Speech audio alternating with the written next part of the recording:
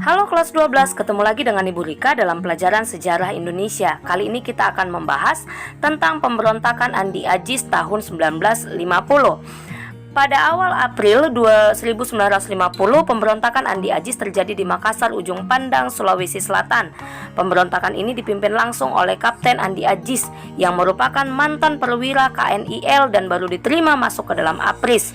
Andi Ajis bersama gerombolannya itu ingin mempertahankan negara Indonesia Timur dan mereka juga menolak masuknya TNI ke dalam yang namanya APRIS. Nah, pada 5 April 1950, gerombolan Andi Ajis mulai melancarkan serangan. Mereka menduduki tempat-tempat penting sekaligus menawan seorang panglima, yaitu Moko Ginata. Dia merupakan panglima teritorium Indonesia Timur. Nah, ultimatum akhirnya dilayangkan oleh pemerintah. Untuk apa? Memerintahkan kepada Andi Ajis untuk melaporkan diri sekaligus mempertanggungjawabkan perbuatannya ke Jakarta. Dia hanya diberi waktu 4 hari. Selain itu, Andi Ajis juga diminta untuk menyerahkan senjata beserta menarik pasukannya dan diminta untuk membebaskan para sandera.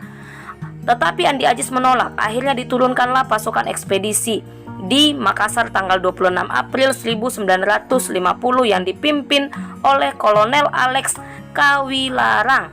Ya, pada 5 Agustus 1950 justru pasukan Andi Ajis itu menyerang secara tiba-tiba. Ya, pengepungan itu tetapi tidak berlangsung lama. Pasukan TNI kemudian berhasil memukul mundur pasukan pemberontakan itu. Pada 8 Agustus 1950 terjadi kesepakatan antara TNI dengan KNIL. Adapun isi kesepakatannya perhentian tembak-menembak.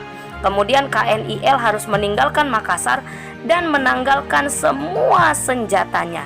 Efek dari kesepakatan ini akhirnya Andi Ajis ditangkap dan diadili di Pengadilan Militer Yogyakarta pada tahun 1953 dan dijatuhi hukuman 15 tahun penjara. Kita lanjut, kita akan bahas mengenai Republik Maluku Selatan atau RMS.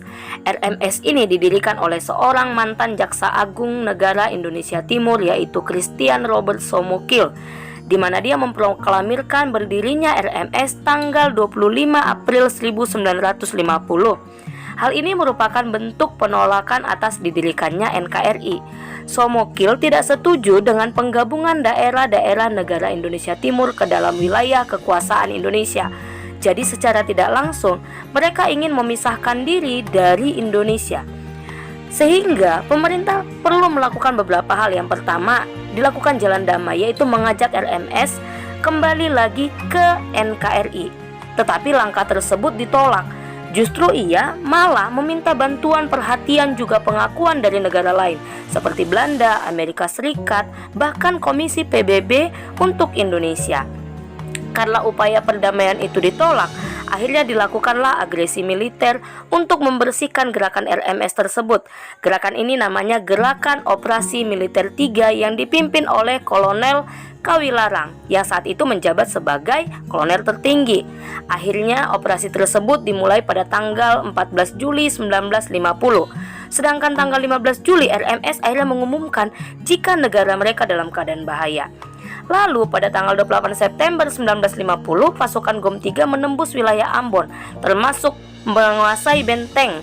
Ya, tetapi ketika melakukan perebutan benteng New Victoria, Letnan Kolonel Slamet Riyadi gugur. Perjuangan gerilya kecil-kecilan masih berlanjut sampai tahun 1962.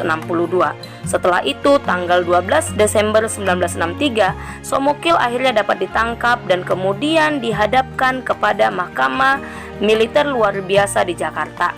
Berdasarkan keputusan Mahkamah Militer Luar Biasa, Somokil akhirnya dijatuhi hukuman mati. Hal ini mengakibatkan berakhirlah RMS. Cukup sekian penjelasan dari Ibu. Tuhan memberkati.